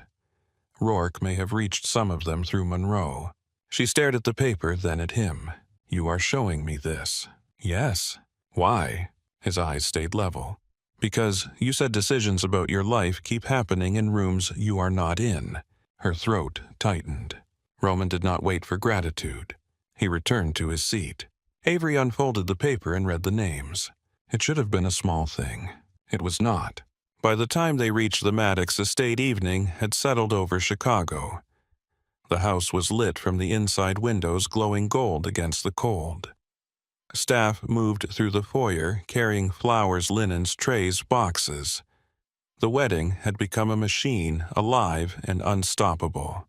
White roses arrived by the hundreds. Chairs lined the garden in perfect rows. Men checked gates. Women carried garment bags upstairs. Caterers rolled silver carts through side doors as if no one had uncovered a murder plot less than 12 hours earlier. Vivian met them in the foyer. Her eyes went to Roman first. Mothers always knew where pain lived. Then to Avery. Are you hurt? Avery shook her head. Vivian crossed the foyer and took both of Avery's hands. Not dramatically, not to comfort herself. Simply to hold. You look frozen through. Avery almost laughed. I feel worse than that. Vivian glanced toward Roman. He looked away. Sloane came down the stairs with a clipboard in one hand and a phone in the other. Security has been doubled. Guest list rechecked. Half of these people hate each other and all of them expect champagne, so that is charming. Her eyes moved over Avery. You went to Boston. Avery lifted her chin. Yes, and came back with federal ghosts, I'm guessing. Roman said Sloane. Sloane looked at him. What we are all pretending tomorrow is still a wedding. Someone should at least admit it smells like a trap wearing perfume. Avery surprised herself by answering. It is a trap. Sloane's gaze sharpened. For who? Avery looked toward the garden doors, where workers were carrying an arch of flowers into the cold. For everyone who thinks they know where I'll stand. No one replied. That night, Avery did not sleep. She sat on the floor of her bedroom in the wedding dress, the skirt spread around her like spilled moonlight. Harper sat on the bed behind her, pinning the hem in small, careful sections, even though a seamstress had already done it. She needed something to do with her hands. The dress was beautiful. That was almost cruel. Silk fitted close through the bodice, then fell in a clean line. The neckline was lower than Avery would have chosen a month ago, and exactly what she would choose tonight. Not because she wanted to provoke Roman. Not anymore. Because if she was going to walk into the garden where her father planned murder, and the government planned arrests, she wanted one part of the day to belong to her own reflection. Harper looked at her in the mirror. You can still leave before morning. Avery's lips moved faintly. I tried leaving. It followed me. You know what I mean. Avery looked down at the pearls Vivian had given her earlier. They sat in an open velvet box on the vanity. I know. Harper came to sit beside her on the floor. Are you marrying him? Avery closed her eyes. I don't know what I'm doing tomorrow. That is the most honest thing you have said all week. Avery laughed softly, then covered her face. I love him. Harper leaned her shoulder against Avery's. I know. I also betrayed him. Yes. He betrayed me first. Also, yes. Avery dropped her hands. That does not make it clean. No, it makes it human. Downstairs, a door opened and closed. Men's voices moved through the hall. The house never fully slept, but tonight it felt awake in every wall. Avery looked toward the window. Do you think he hates me? Harper did not answer right away. Then she said, I think Roman Maddox looks at you like hating you would still be too close to love to give him any peace. Avery looked at her. That was annoyingly poetic. I contain multitudes. Avery smiled, but it faded quickly. Near midnight, Roman knocked. Harper rose and opened the door only a few inches. Roman stood in the hallway, jacket off, sleeves rolled, hair slightly disordered, like he had been running his hand through it. His eyes went past Harper to Avery on the floor in the dress. He went still. Avery felt that stillness from across the room. Harper cleared her throat. Bad luck. Roman did not look at her. Give us a minute. Harper glanced at Avery. Avery nodded once. Harper stepped into the hall and closed the door behind her. Roman stayed near the door. You look beautiful. Avery's fingers tightened around the dress. You should not see me before the wedding." His mouth moved, but it was not a smile. I am starting to think luck was never our strongest asset. Avery stood carefully. The dress whispered around her feet. For a moment, neither moved. Then Roman crossed the room and stopped just outside touching distance. "I read the file you left." Avery looked up at him. "It should not hold you." "It will not." Her shoulders loosened by a fraction. He saw that too. "You were right about the timing." She waited. Roman's voice was low. "If I stand at that altar without federal interference, Rourke moves. If I am detained, his men wait for confusion that will not come the way they expect." Avery's throat tightened. "I did not know another way. You could have told me. I was afraid you would stop me. I might have." "I know." Roman looked at her for a long time. Then he said, "I keep thinking about Charleston." Avery's eyes burned at once. "Number." His expression softened. "Number. Do not bring him into this." "Cole." "Yes." Roman stepped closer. "I was him too. You were him when it was easy." His gaze dropped briefly. "No, I was him when I was with you and forgot to be afraid." The words landed softly, which made them worse. Avery closed her eyes. Roman's hand lifted, then stopped before touching her cheek. He let it fall. That hurt more than if he had reached for her. "Tomorrow," he said, "whatever happens, do exactly what the agents tell you." Avery opened her eyes. "You are giving me instructions again." His mouth tightened. "I am asking you to live." She looked at him, the dress between them, the whole house holding its breath around them. "I am trying." Roman nodded once. Then he turned to leave. At the door, he stopped. "Avery." She looked at him. "If you run after tomorrow, I will not send anyone after you." Her heart gave one hard, painful beat. "What?" He did not turn around. "I know what forced looks like now." He opened the door and left. Avery stood in the middle of the room until Harper came back in and found her crying silently, one hand pressed to her mouth so the sound would not escape. Morning arrived, clear and cold. The garden glittered with frost at the edges of the grass, but by noon the sun had warmed the stone path. White chairs stood in perfect rows. The floral arch rose at the end of the aisle, heavy with roses and winter greenery. A string quartet tested notes near the fountain. Champagne glasses caught light on long tables under white canopies. Guests began arriving in dark coats and expensive shoes. Avery watched from upstairs as black cars lined the drive. There was her father caller, perfect smile, controlled speaking to a man Avery did not recognize. There were Sloane's friends, Vivian's cousins, men from Chicago who watched exits before shaking hands, women in silk, who pretended not to notice the security. And there, near the far edge of the garden, Victor Rourke, older than Avery expected. Silver hair, calm face, a red scarf at his throat like a drop of blood someone had dressed nicely. He looked up toward the house. For a second, Avery thought he saw her. She stepped back from the window. Harper came behind her and fastened the last button at the back of the dress. "You are shaking." "I know. Breathe." "I am." "No, you are negotiating with oxygen." Avery let out a strained laugh. A knock came. Vivian entered carrying the velvet box. She looked at Avery in the dress and stopped. Her face softened in a way that made Avery ache. "Oh, sweetheart." Avery swallowed. Vivian opened the box and lifted the pearls. "My mother wore these when she married my father. I wore them when I married Romans. They have seen too many difficult women walk into difficult rooms." Avery met her eyes in the mirror. "Were you afraid?" Vivian smiled sadly. "Terrified." "Did you regret it?" Vivian took a breath. "Some days. Not my son, never him." She clasped the pearls around Avery's neck. Then she leaned close and said quietly, "Whatever choice you make today, make sure it is yours." Avery closed her eyes. When she opened them, Vivian was watching her in the mirror with a tenderness that did not demand anything back.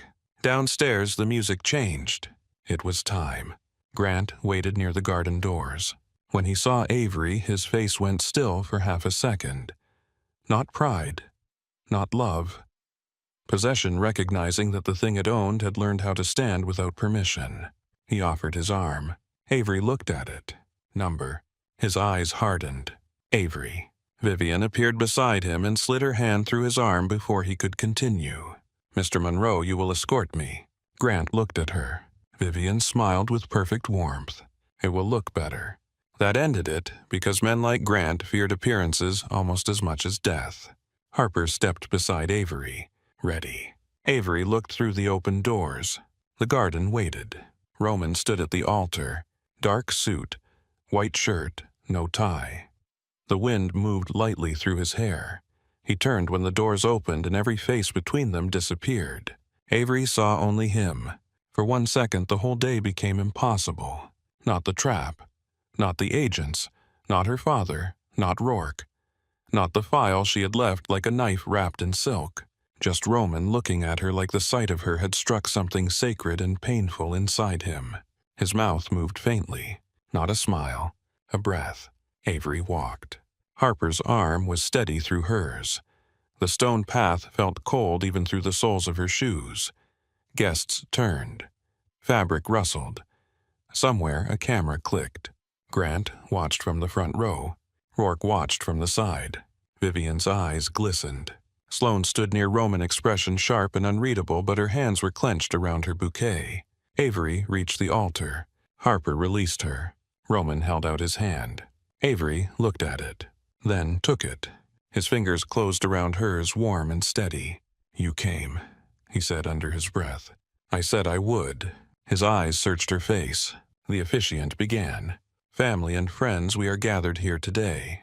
The sirens cut through the garden before he finished the sentence. At first no one moved.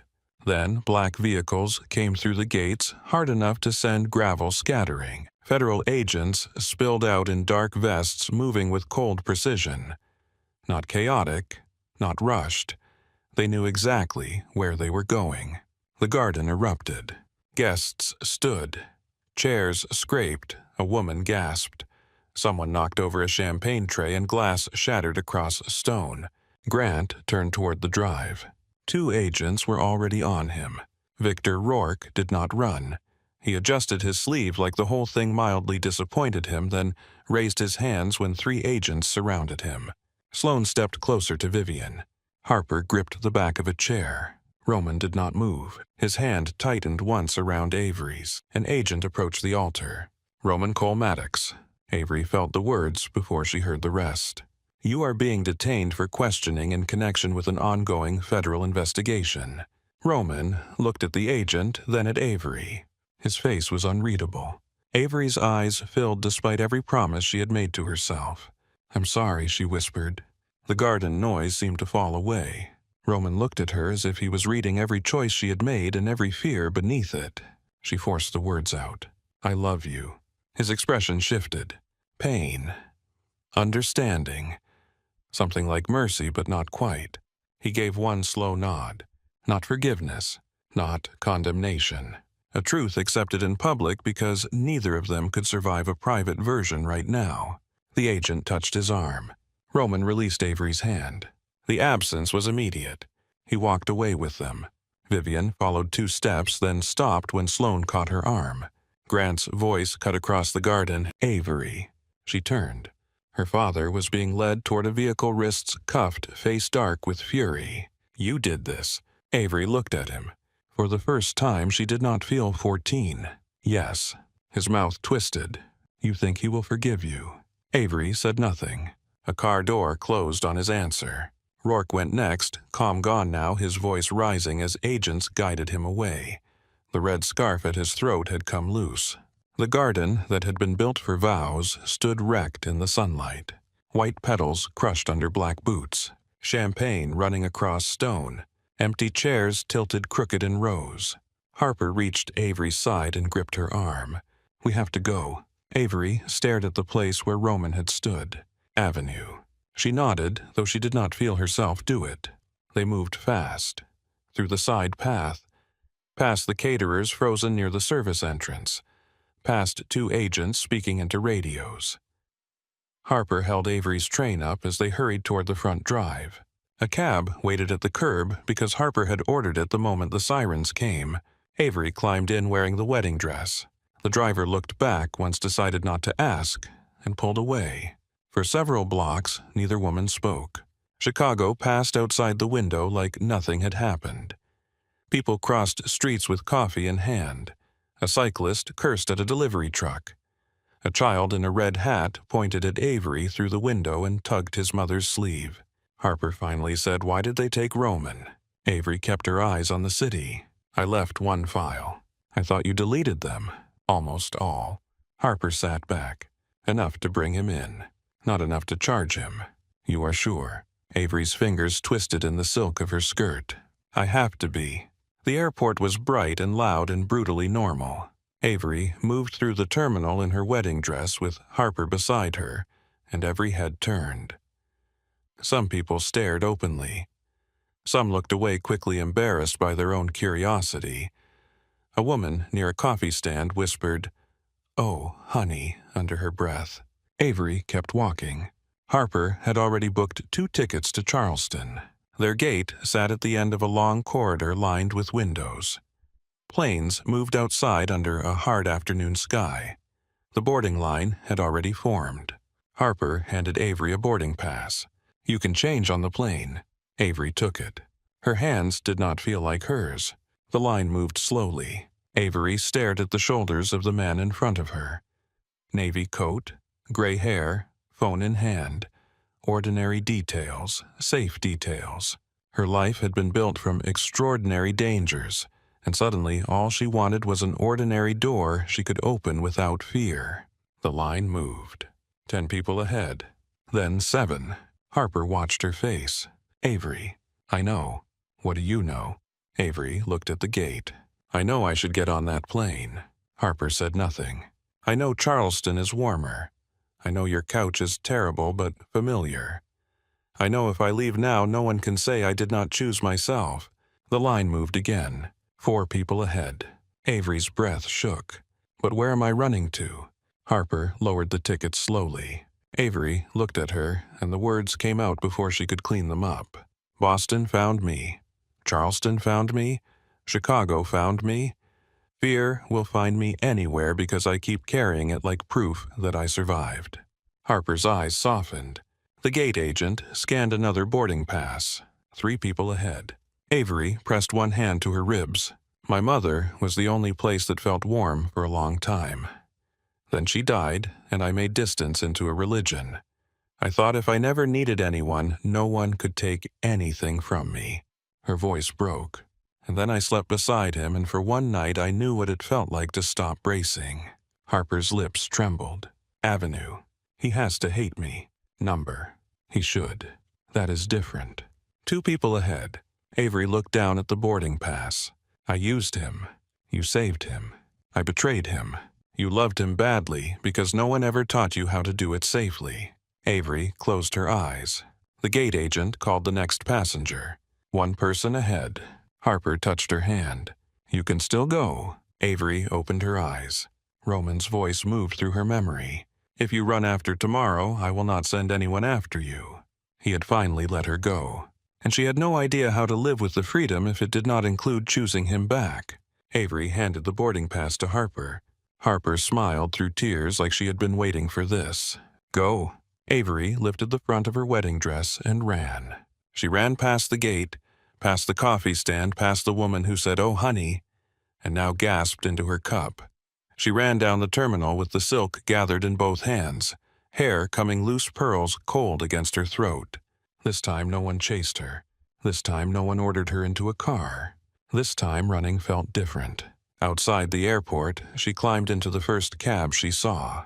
The driver looked at the dress. Rough day. Avery caught her breath. You could say that. Where to? She looked out at the city, then back at him. The Maddox estate. The driver's eyes flicked to the rearview mirror. Big house up north. Yes. He pulled away from the curb. Avery sat back, hands still gripping the dress. The cab moved through the city and out toward the quieter roads. With every mile her fear grew sharper, but beneath it there was something steadier. She was not going back because she was trapped. She was going back because she had left part of herself in that ruined garden, standing beside a man who had finally learned to open his hand. The estate gates were still open when the cab arrived. The garden looked abandoned. White chairs sat crooked in the wind. Flowers had fallen from the arch. A tablecloth dragged loose from a cocktail table, fluttering like a flag of surrender. Petals scattered across the stone path where agents had walked and guests had run. Avery paid the driver with shaking hands and stepped onto the gravel. Her heels sank slightly. For a moment she stood there in the wedding dress and listened. No music, no sirens, only wind moving through stripped trees. She walked to the front door and knocked before she lost courage. Vivian opened it. Her face was pale, tired, and full of something too gentle to be accusation. Avery's voice cracked. "Is he here?" Vivian looked at her for a long second. "We thought you left." "I did." The answer was small. Vivian stepped forward and pulled her inside. Avery broke then. Not gracefully, not quietly. She folded into Vivian's arms and cried like someone who had been holding herself upright for years and had finally found a place where falling would not get her punished. Vivian held her. Behind them, Sloane's voice came from the hall. "Well, the runaway bride returns." Avery lifted her head. Sloane stood with her arms crossed, eyes sharp as ever, but there was no cruelty in her face. Avery wiped her cheeks with the back of her hand. "Is he here?" Sloane tilted her head toward the study. "Lawyers got him out 20 minutes ago. Not enough to charge him. He has been in there since." Avery looked down the hall. The study door was closed. A line of light glowed beneath it. Her heart beat so hard it almost hurt. Vivian touched her arm. "Go on." Avery walked toward the door. Each step felt longer than the aisle had. She stopped with her hand on the knob and took one breath. Then she opened it. Roman stood by the window with a glass of whiskey in his hand. He was not drinking. His jacket was gone. His shirt sleeves were rolled. His hair looked like he had run both hands through it too many times. When the door opened, he turned. His eyes found the dress first, then her face. For a second, neither of them moved. Avery closed the door behind her. "I'm sorry." Roman set the glass down carefully. "Which part?" She deserved that. All of it. He crossed the room slowly. Avery forced herself not to step back. "The file. The raid. Running. Not telling you the whole truth. Loving you and still choosing every possible way to leave." Roman stopped in front of her. His face was controlled, but his eyes were not. "You came back." She nodded. "I almost didn't." "That sounds honest." "It is." His hand lifted to her face, then paused. Avery reached for his wrist and brought his palm to her cheek. His breath changed. "I thought you would hate me," she whispered. "I tried." Avery's eyes filled again. Roman's thumb moved once along her cheekbone. It did not take. She laughed through tears, broken and relieved, and still afraid. "I do not know how to do this. Neither do I. You always look like you know everything. I have been wrong about almost everything that mattered with you." That undid her more than any apology could have. She stepped closer. "I cannot be owned. I know. I need my work. My name, my money, my choices. Yes? No tracking my phone because you are scared." His mouth tightened. Then he nodded. "No tracking without your knowledge. No rooms where my life is discussed without me. Yes, if I stay as myself." Roman looked at her like the answer was simpler than breathing. "That is the only version of you I want." Avery closed her eyes. His forehead came to hers. For a moment, they stood there in the quiet, study wedding wreckage outside federal shadows still moving somewhere beyond the gates, fathers and enemies and lies scattered behind them like broken glass. Roman whispered, "I let you go." "I know." "You came back." "Yes." "Why?" Avery opened her eyes. "Because for the first time in my life, no one was making me." Roman looked at her for a long moment. Then he kissed her. Not like the hotel. Not like anger. Not like possession. This was slower, deeper, the kind of kiss that did not try to win anything because the war had exhausted them both. When he pulled back, his eyes stayed on hers. He reached into his pocket. Avery's breath caught. Roman went down on one knee. No crowd, no music, no father waiting to hand her over, no business arrangement wrapped in white roses. Just Roman looking up at her with the ring in his hand. "Avery Monroe," he said. Voice rough, will you marry me because you choose to? Not because your father promised you. Not because I found your photo. Not because I ordered anyone to bring you anywhere. Her lips trembled. Then why? His eyes held hers. Because you came back when you were finally free to leave. Avery lowered herself to her knees in front of him, the wedding dress pooling around them both. Ask me again without the world attached. Roman's face softened. Will you marry me because you love me? Avery held out her hand. Yes. He slid the ring onto her finger. She kissed him before he could rise her hands in his hair, his arms closing around her like he still could not believe she was real and staying. Outside the study, the ruined garden darkened under the evening sky.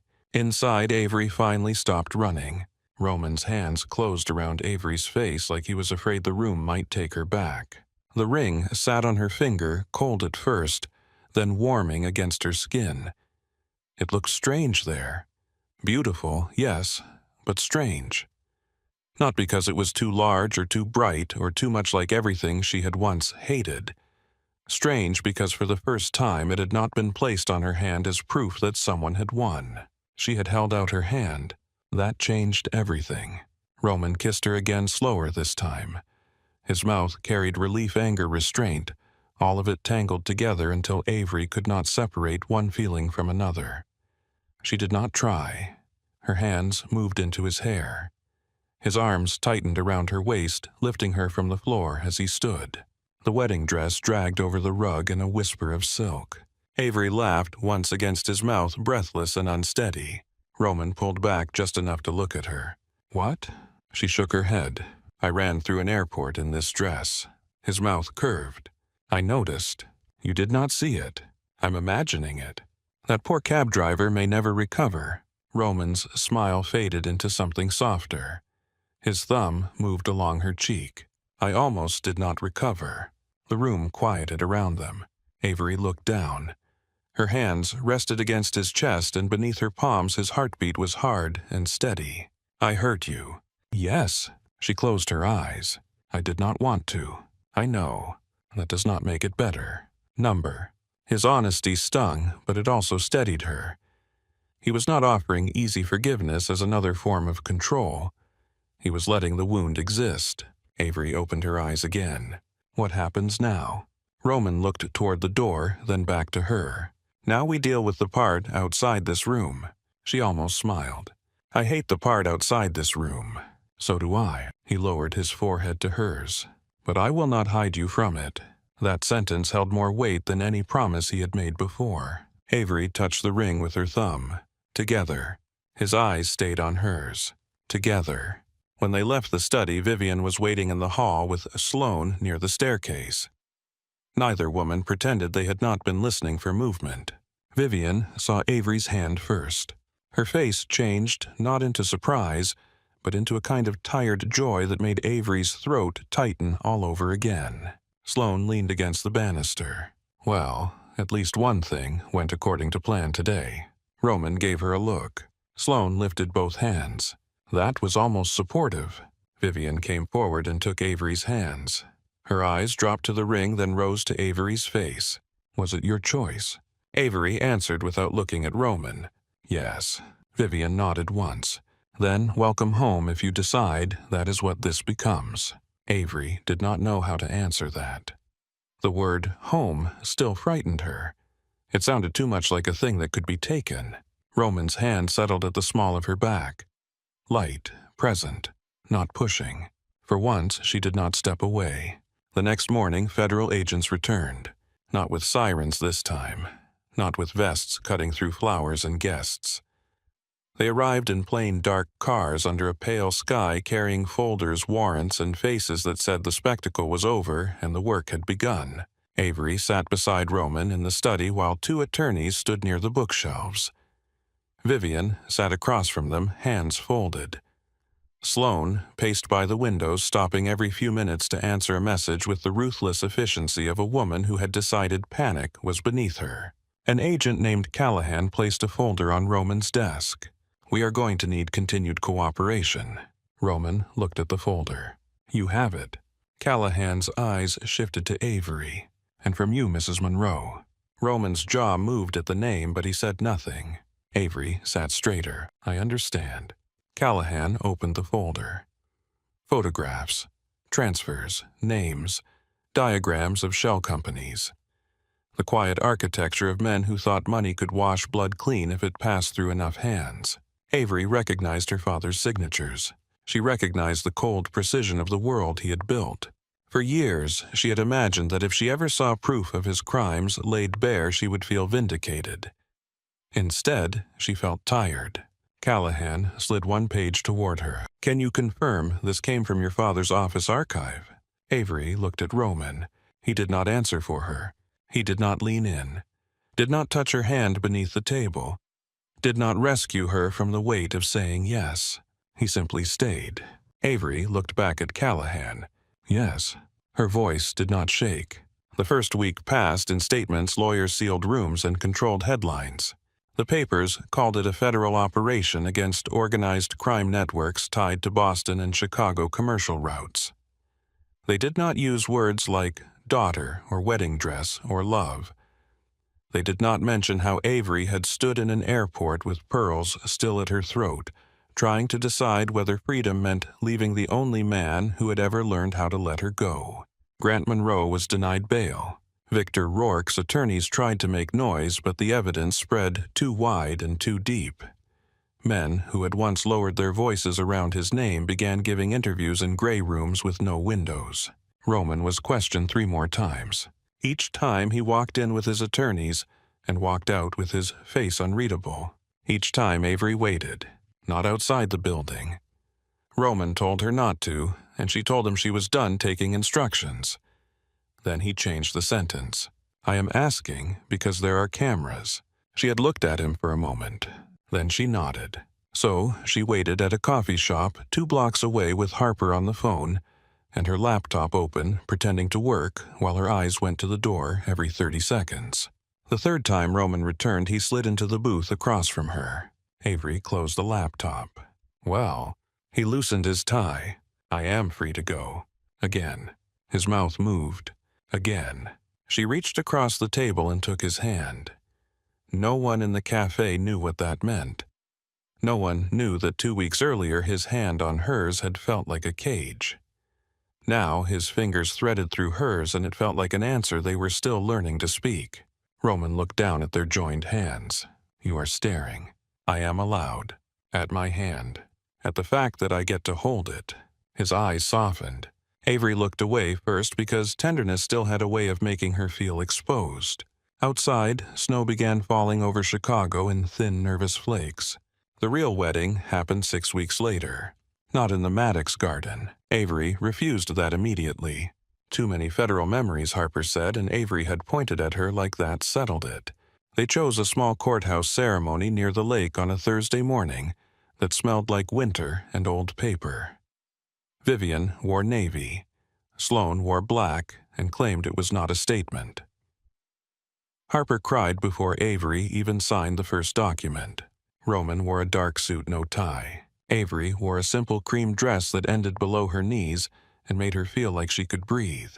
Before they went inside, Roman stopped her on the courthouse steps. People moved around them with folders, coffee briefcases, ordinary troubles. The city rose behind him, gray and bright. He took her hand. Last chance. Avery looked at him. To run. To choose again. The wind moved through her hair. Avery stepped closer and fixed his collar even though it did not need fixing. "You are getting better at asking. I have had a severe education." She smiled. Then she stood on her toes and kissed him in front of the courthouse, in front of strangers, in front of the city that had once felt like another trap waiting to close. Inside, when the clerk asked if she took Roman Cole Maddox as her husband, Avery did not think of her father. She did not think of the first arrangement or the ruined garden, or the photo Roman had once studied like fate could be read from a captured second. She looked at Roman. "I do." Roman's answer came lower, rougher. "I do." Harper made a sound that was half sob, half laugh.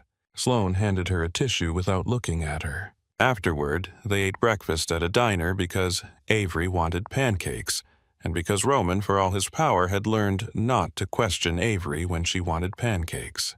He sat beside her in the booth with his jacket off and his wedding ring shining against the white coffee cup in his hand.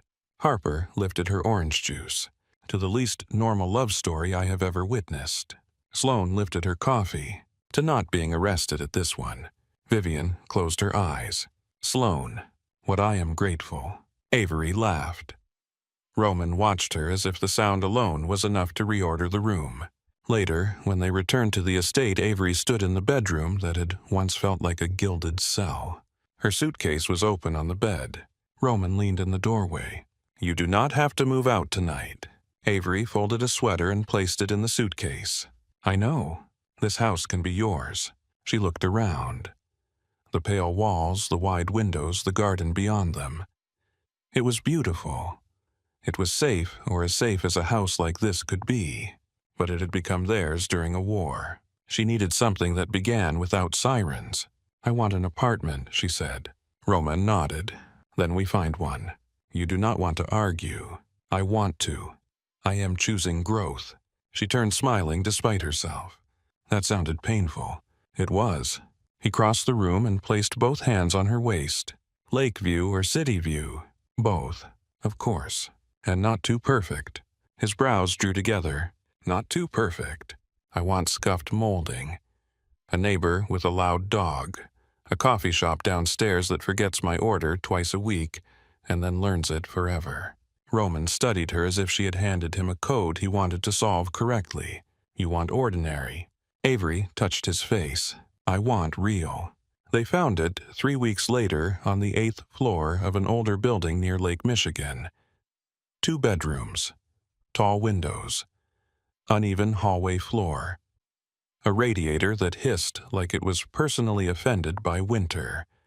From the kitchen, if Avery leaned against the counter and looked past the neighboring roofline, she could see a clean strip of water. Roman looked deeply offended by the elevator. Avery loved it immediately. The realtor was still explaining the building fees when Avery walked into the smaller bedroom and stood in the middle of it. This one. Roman came to the doorway. We have seen 8 apartments. This one. The closet is small. I have lived out of a suitcase for years. The kitchen needs work. You cook. Suffer creatively. His mouth curved. The realtor stopped talking. Roman looked at Avery in the bare room with the late afternoon light on her face and said, We will take it. Avery glanced at him. You did not negotiate. Roman shrugged. You said this one. The first night in the apartment they ate takeout on the floor because the dining table had not arrived. Harper sent a photo of herself from Charleston holding a glass of wine and wearing a bridesmaid dress she had bought too late to wear anywhere. Sloane sent a list of contractors without being asked. Vivian sent soup. Roman opened the container. Why soup? Avery sat cross-legged on the floor in one of his shirts. She thinks we are emotionally malnourished. Roman considered that. She is not wrong. Avery laughed and leaned against his shoulder. For a long moment, neither of them moved. No guards in the hallway. No father at the door. No wedding guests. No sirens. Just cardboard boxes, city noise, and the soft hum of heat coming through old pipes. Avery closed her eyes. Roman kissed the top of her head. You okay? She nodded. I think I am. The months that followed did not become simple. Nothing true ever did. Grant Monroe took a plea after 3 of his closest men turned on him. Avery attended one hearing and no more. She watched her father stand in a dark suit before the judge smaller than he had ever looked in her childhood. When he turned and saw her sitting behind the prosecutor, his face did not soften. Avery had not expected it to. The judge gave him 5 years. Outside, the courthouse reporters shouted questions. Avery kept walking. Roman stayed beside her close, but not touching until they reached the car. Inside, he asked, Do you want to talk? Avery watched the courthouse through the tinted glass. Number. Roman nodded. After a moment, she reached for his hand. He gave it without comment. Victor Rourke fought harder and lost worse. Federal prosecutors tied him to the planned attack, trafficking routes, intimidation, and a list of crimes that stretched back farther than Avery had been alive.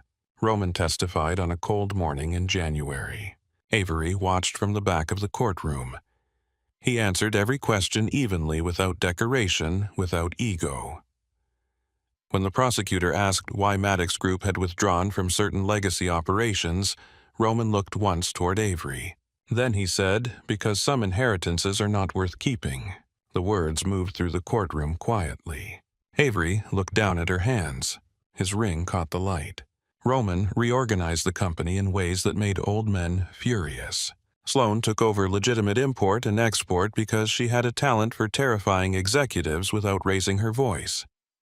Roman built a private security infrastructure division that focused on cyber protection, disaster planning, and logistics risk for companies that did not ask where the old money had come from as long as the new contracts were clean.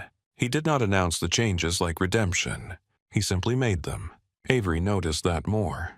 She accepted a position at a Chicago cybersecurity firm 3 months after the wedding. She kept Monroe professionally at first because she had built her resume under it, and because she refused to let Grant make her abandon her own work. Roman never asked her to change it. The first time she came home late from an emergency breach response, she found him asleep on the sofa with a laptop open on his chest, and dinner kept warm in the oven. On the kitchen counter sat a note. "You said not to wait up." I interpreted that creatively. Avery stood in the quiet apartment and smiled until her eyes burned. 8 months later, winter settled over Chicago like glass. Avery walked 2 blocks from the lake with their rescue dog, Blue, pulling at the leash with the confidence of a creature who believed every pigeon had insulted his bloodline. The morning was brutally cold. The sky was clear. Bare trees lined the street, their branches black against the pale light. Blue lunged toward a paper bag skittering near the curb. "No," Avery said. Blue ignored philosophy and pursued the bag. A shop owner, sweeping salt from his doorway, looked up. "Morning, Mrs. Maddox." Avery smiled. "Morning, Mr. Bell." He scratched Blue behind the ears. "Cold one today." "It is." She walked on Blue, trotting ahead as if he owned the block. Once bare trees had made Avery think of loss. Empty branches. Stripped life. Things that survived because they had no choice. Now she saw something else. Stillness that was not surrender. Roots holding under frozen ground. She reached their building, rode the slow elevator to the 8th floor, and opened the apartment door. Butter, coffee, and eggs warmed the entryway. Blue shot inside. Roman stood at the stove in sweatpants and nothing else, hair-damp, phone pressed between his shoulder and ear while he moved eggs around a pan. "No," he said into the phone. "Maddox Group does not handle that work anymore. Sloan runs logistics. I run security infrastructure. If you want the old answer, you called 8 months too late." He listened, then smiled faintly. "No, that is not negotiable." He ended the call and set the phone down. Avery unclipped Blue's leash. "Someone disappointed. Several people. I am told it builds character." She crossed the kitchen and kissed his shoulder. He turned, caught her by the waist, and kissed her properly. Blue barked once, offended by the lack of breakfast attention. Roman pulled back. "Good walk." Blue threatened 3 pigeons and a bag. Strong start. Avery climbed onto the counter, which Roman hated only in theory, and stole a piece of toast from the plate beside him. His eyes narrowed. "Chairs exist. So does joy." He pointed the spatula at her. "That counter is marble. You married me. I am reminded daily." Her phone buzzed. She picked it up, read the message, and went still. Roman noticed instantly. "What is it?" Avery read it again. Then she looked up. The promotion went through. Roman turned off the stove. "Director." She nodded. For a second, he just looked at her. Then he stepped between her knees and took her face in both hands. "I am proud of you." The words were simple. No performance. No surprise that she had earned it. No shadow of his name claiming credit. Avery's chest tightened. "Thank you. We are celebrating tonight. I have calls. They can suffer. Roman. My wife conquered corporate America before breakfast. I am required to become unreasonable." She laughed, and he kissed her again, smiling against her mouth. Blue barked louder. Roman sighed. "He is jealous. He is hungry. Same thing in this family." Avery looked past Roman toward the kitchen window. If she leaned slightly right, she could see the lake between the buildings, steel blue under the winter sun. Her life was not the one she had imagined in Charleston. It was not soft in the way she had once begged the world to become. There were hearings, old enemies, business calls that still made Roman's voice go cold, and mornings when Avery woke from dreams of her father's house with her heart racing. But there was also this, blue at her feet, eggs cooling on a plate, Roman's hands warm at her waist, a job that was hers, a home whose door opened because she had chosen the key. Roman studied her face. "Where did you go?" She looked back at him. "Nowhere." His eyes softened. "That is new." Avery smiled. "Yes." He leaned closer, his mouth near her ear. "I like you here." She wrapped her arms around his neck. "I like being here." Outside, the winter trees stood bare against the Chicago sky. Once, Avery would have thought they looked lonely. Now she knew they were not empty. They were waiting, holding, living quietly beneath the cold until the season changed. Roman's arms closed around her. Avery stayed.